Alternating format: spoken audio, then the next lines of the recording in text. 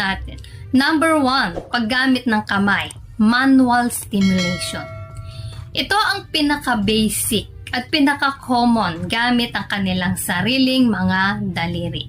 Karamihan sa mga babae ay nagpo-focus sa sensitibong parte tulad ng clitoris dahil ito ang may pinakamaraming nerve endings sa katawan nila. Halos 8,000, kaya hindi na nakapagtataka kung dito sila mas nag-e-enjoy.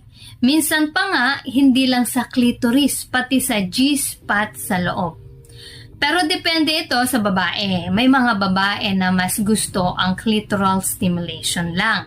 May iba naman, G-spot o kombinasyon pareho. Tandaan, mahalaga ang mood, setting at personal na comfort ng babae dito. Hindi basta-basta ginagawa